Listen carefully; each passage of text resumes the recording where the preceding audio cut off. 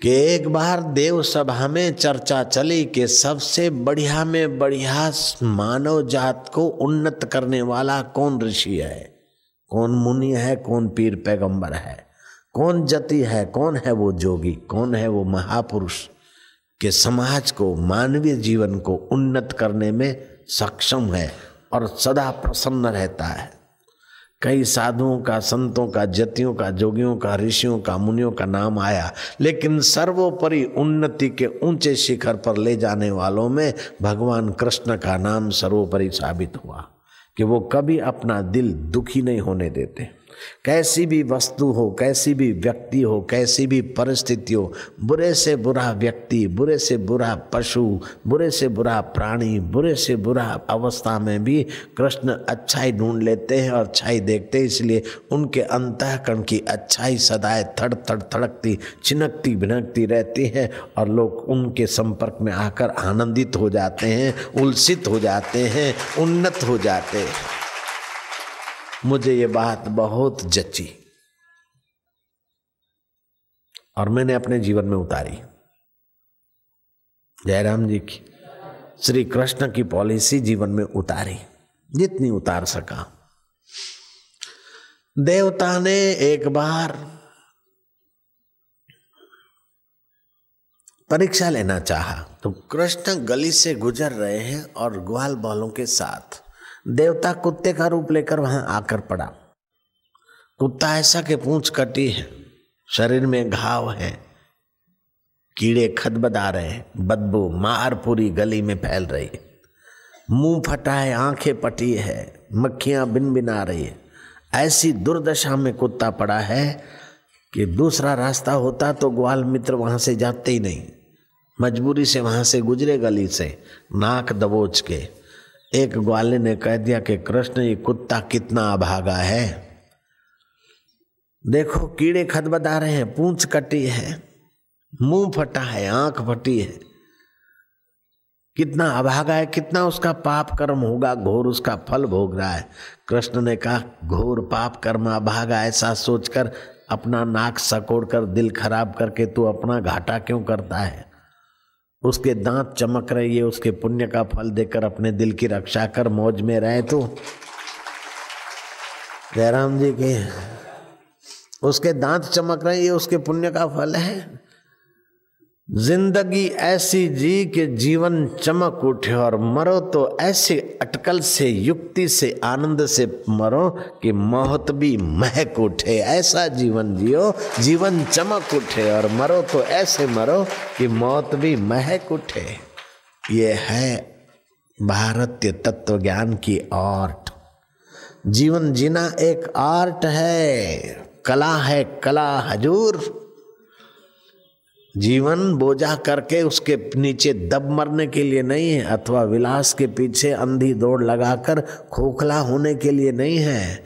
जीवन तो जीवनदाता के रस को, आनंद को, ज्ञान को और मुक्ति को उभारने के लिए और जीवनदाता से हाथ मिलाने के लिए जीवन है। जिंदगी के बोझ को हंसकर उठाना चाहिए, राह की दुश्वारियों पे मुस्कुराना चाहिए। मुस्कुरा के गम का जहर जिनको पीना आ गया, ये हकीकत है कि जहां में उनको जीना आ गया। लेकिन यहाँ जब किसी के अखबारों में निंदा आती है तो फिर वन वे ट्रैफिक चलती है, सब निंदा ही करने लग जाते। और किसी की सराहना आती है तो फिर सराहना ही करने लग जाते। लेकिन सराहना वाले में भी कई वीक पॉइंट मिल सकती है और निंदा वाले में भी कई श्रेष्ठ गुण छुपे हो सकते हैं, होते हैं। जयराम जी की बोलना पड़ेगा, नारायण हरि नारायण हरि। ऐसा कोई धरती पे आदमी नहीं जिसमें कोई सद्गुण न छुपे हो। ऐसा कोई धरती पे वनस्पति नहीं जिसमें औषध की कोई न कोई योग्यता न छुपी हो। और ऐसा कोई अक्षर नहीं जिसमें मंत्र बनाने की व्यवस्था न हो। लेकिन संयोजक आयोजक दुर्लभ, संयोजक दुर्लभ, उसका उपयोग करने वाला दुर्लभ है। आपके बेटे बेटी में 1000 दुर्गुण हों, लेकिन उसमें कोई न कोई सद्गुण होगा। उस सद्गुण को उभार कर उनके हौसले को बुलंद करो। क्या तू पान मसाला खाता है, तू झूठ बोलती है, तू नपास होती है, तू लोफंगा है, तू ऐसा है। ऐसा करने से न आप उनको उन्नत कर सकते हो, न आप उनको अपनी आज्ञा में चला सकते हो। आप अपना मन भी खराब करते हो, उनका भी पतन और गहरा करते हो, और आपके और उनके बीच आप एंटी विचार के बीज बोते हो। वे आपके बेटे होते हुए भी आपके दुश्मन का काम करेंगे। जयराम जी की। आपकी बेटियां, आपकी बहुएं, आपकी सासू, आपकी ननंद, ये सब आपके मित्र, हितैषी, स्नेही, ब्लड रिलेशन वाले होते हुए भी आपके साथ शत्रुता का व्यवहार करेंगे।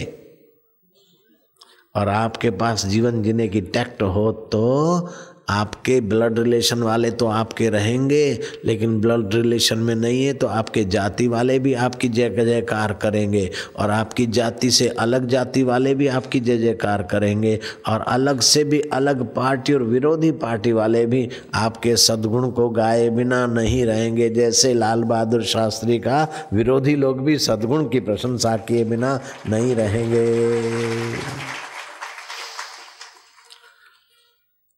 भगवत आश्रय एक ऐसी चीज है, तटस्थता एक ऐसी सुंदर चीज है कि आपके सौंदर्य को निखारती है। और जगत का आश्रय एक ऐसा राग द्वेष है कि आपके सद्गुण दब जाते हैं। भोग का आश्रय आदमी को रागी, द्वेषी, अहंकारी, अशांत, कूढ़ा, कपटी, बेईमान बना देता है। और भगवान की भक्ति आदमी को प्रेमी, त्यागी, तपस्वी, सेवाभावी, नम्र, उल्सित, आनंदित और मुक्त आत्मा बना देती है। लेकिन भक्ति हो सच्चाई की। जयराम जी की।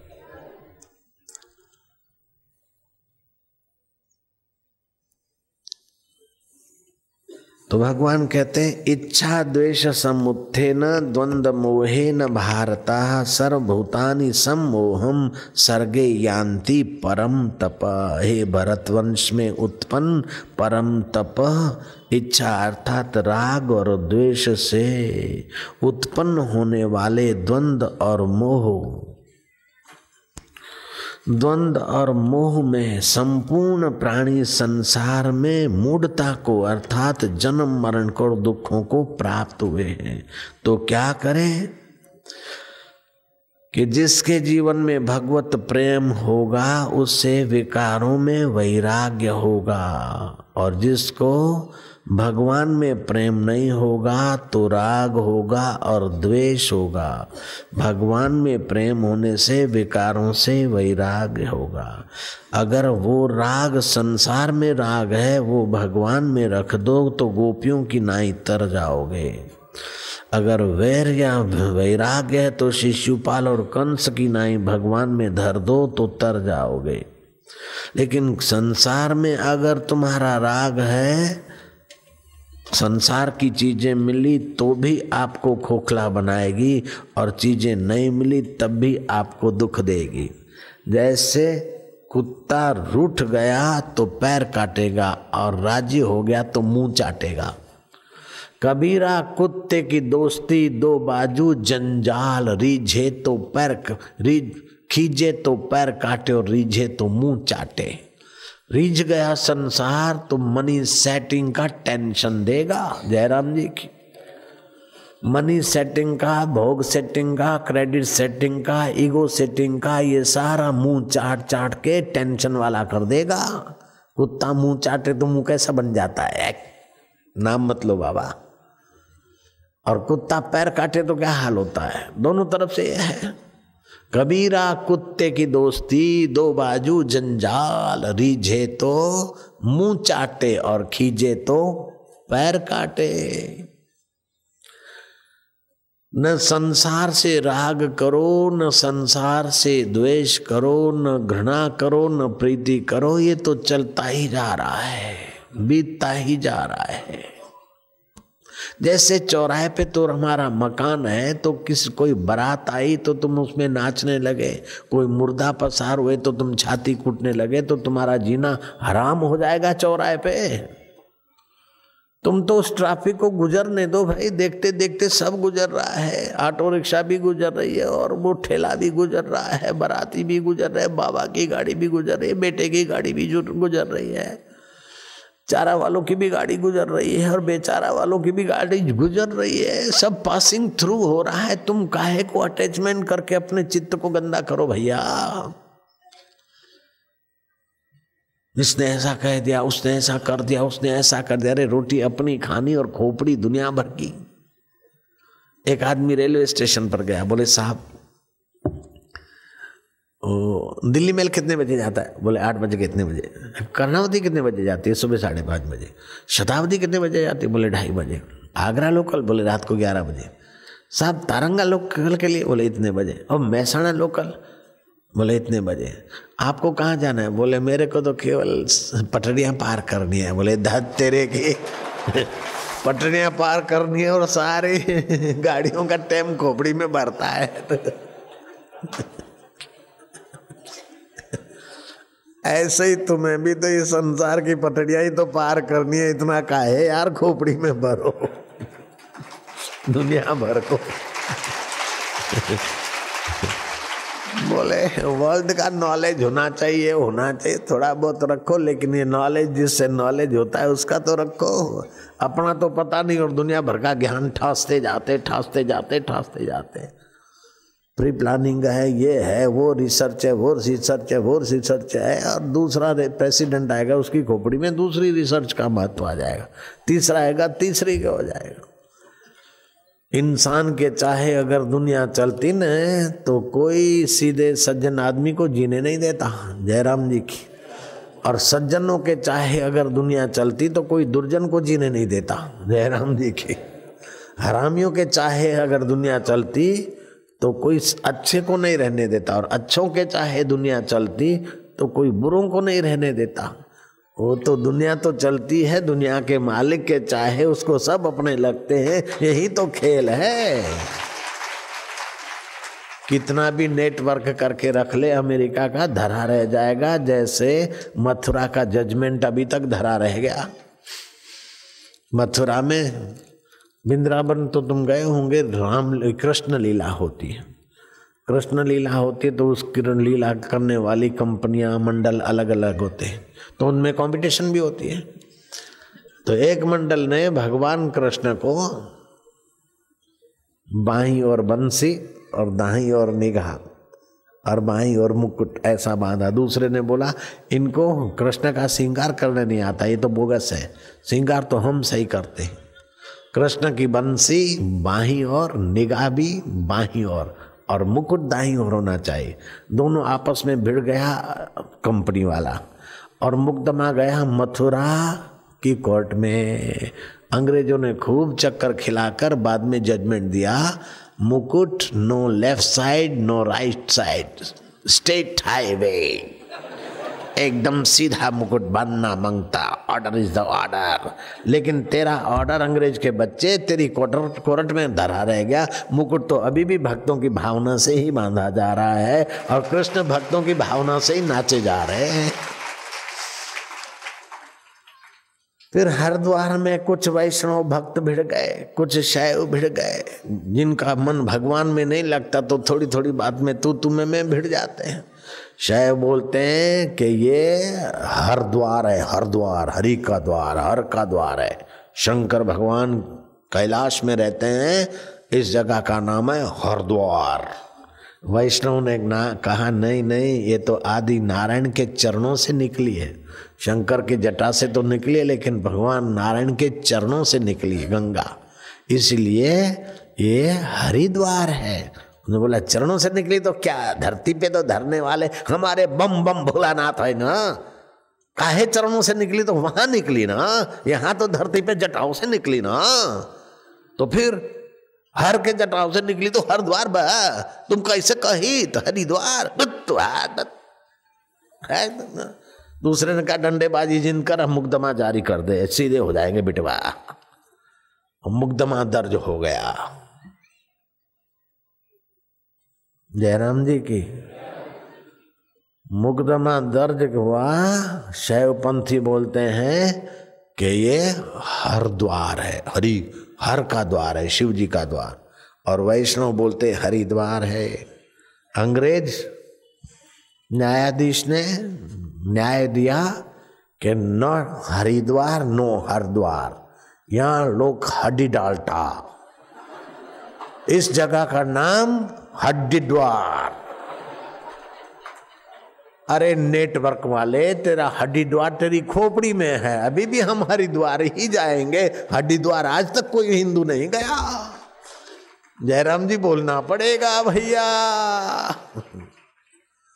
तो कभी भी इन नेटवर्कों से 200 साल पुराने क्या होगा, बापूजी उनके पास ये प्लानिंग, और हम लोग कैसे कैसे चलेगा। ऐसे चिंता ज्यादा मत करो, चिंतन करो, लेकिन उनके नेटवर्क में चिंता करके हम लोग डूब मरे नहीं, क्योंकि मारने वाले से बचाने वाले हाथ बहुत नजीक है और बहुत अपने वाले के हैं। बुढ़िया जा रही थी अपना सामान लेकर, कुछ बगल में थैला था, कुछ पीठ पे लादा था, एक गठरिया सिर पर भी थी। चलते चलते वो बुढ़िया थकी। एक घोड़े सवार गया कि बोले बेटा भैया ये मेरी एक गठरी तो उठा ले तेरे घोड़े पर, उसी गांव के बाहर तो खड़ा रहना, मैं आ जाती हूँ। बोले मैं खड़ा रहता, मैं कुछ फालतू आदमी हूँ, मेरे पास इतना समय है, तेरी गठरिया लेके खड़ा रहूंगा। घोड़ा भगा दिया, आगे गया, सोचा कि बुढ़िया थी, गठरिया में कुछ भी हो सकता है, बर्तन थे, हो सकता है चांदी के हों, और सचमुच में चांदी के बर्तन थे, कांसे के भी होंगे, चांदी के भी होंगे, और बूढ़ी पुराने जमाने की है, हो सकता है कुछ सोने के भी हों कुछ। उसने घोड़ा वापस किया, बोले लाओ बुढ़िया ले लेता। बोले भैया अब मेरा वो अंतर्यामी बोलता है कि गठरिया देने के लायक तू नहीं है, अब जो तू आया और ढंग से आया है, मैं नहीं देती। मेरा बचाने वाला मुझे सावधान करके बैठा है, तू चला जा भैया। अगर सचमुच में सेवा भावी होता तो पहले लेता, अब तेरे चेहरे और तेरी आंखों की खबर वो मेरे को भीतर बैठे बैठे दे रहा है। जय जय सिया राम। आपको भी कई खबरें मिलती है कि ये मेरे से कपट कर रहा है कि सच्चाई से बोल रहा है। नहीं मिलती खबरें? मिलती। भले राग द्वेष के कारण आप सुना अनसुना कर दो, उसकी खबर पर ध्यान न दो, अलग बात है, लेकिन वो सतत खबर देता रहता है। सेठ जी बैठे हैं अपने ऑफिस में और पास के कमरे में लोलक वाली घड़ियाल चल रही, टक टक टक टक, समझ गए ना? लोलक वाली घड़ियाल, कट कट कट कट। सेठ जी का उसके प्रति ध्यान था, खट खट। एकाएक वो आवाज आना बंद हो गई। मुनिम जरा देखो आवाज, क्या घड़ियाल बंद हो गई क्या? मुनिम देख के बोले सेठ जी आवाज तो आ रही है। तो बोले सुनाई क्यों नहीं पड़ती? बोले सड़क पे से जो बारात जा रही है ना, तो बारात के शोरगुल में वो सूक्ष्म खट कट कट कट नहीं सुनाई पड़ती। ऐसे ही सोहम सोहम अनहद नाद चलता है, लेकिन ये दुनिया की बाजार के शोर में आपको सुनाई नहीं पड़ता। घड़ियाल तो उसकी चल ही रही है, ये घड़ियाल तो बंद हो सकती है। उस सच्चिदानंद की चेतन घड़ियाल कभी बंद नहीं होती। सो साहेब सद सदा हजूरे, अंधा जानत ताको दूरे। हाजरा हजूर जागंदी जोत, आद सत जुगात सत, है भी सत नानक हो से भी सत। लेकिन इच्छा और द्वेष ने, द्वंद ने क्या किया? जीव की वह अंतर चेतना का आवाज, आनंद माधुर्य भुला दिया और बाहर की उस बराती इंद्रियों देखने, घूमने, सूंघने की हाय हाय ने इसको हैरान कर दिया।